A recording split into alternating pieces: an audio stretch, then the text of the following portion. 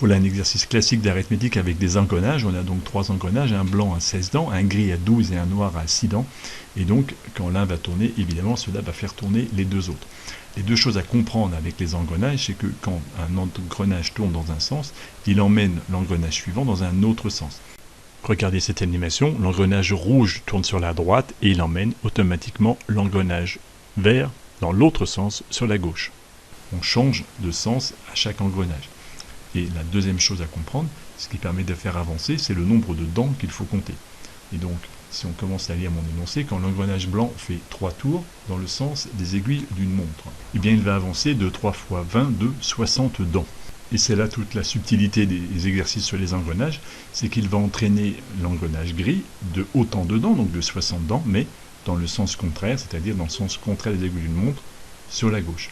Or, comme l'engrenage gris a 12 dents, en opérant le quotient 60 divisé par 12, on tombe sur 5, et on peut conclure que l'engrenage gris fera 5 tours, donc dans le sens contraire des aiguilles d'une montre.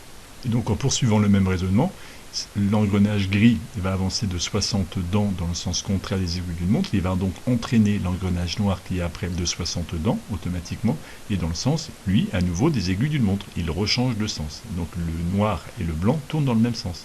Et comme l'engrenage noir possède 6 dents, et bien comme il en avance de 60, cela fera 10 tours. Le noir fera donc 10 tours dans le sens des aiguilles d'une montre. Et donc de la même manière, quand l'engrenage gris va faire 10 tours dans le sens des aiguilles d'une montre, et bien le gris va avancer de 10 fois 12 dents, donc de 120 dents.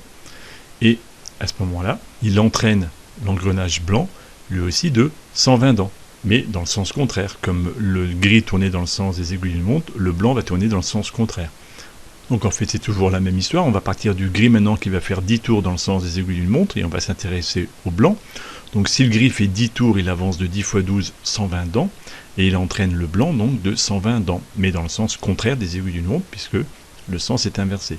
Comme l'engrenage blanc a 16 dents, eh bien 120 divisé par 16, ça fait 7,5, ce qui fait que l'engrenage blanc fera 7,5 tours, 7 tours et demi, dans le sens contraire des aiguilles d'une montre. Et donc de la même façon pour l'engrenage noir, si le gris avance de 10 tours dans le sens des aiguilles d'une montre, il a donc avancé de 120 dents dans le sens des aiguilles d'une montre, il entraîne le noir donc de 120 dents dans le sens contraire.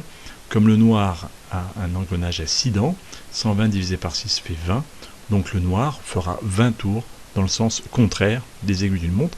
Ces exercices, une fois qu'on a compris le fonctionnement des engrenages, sont extrêmement simples.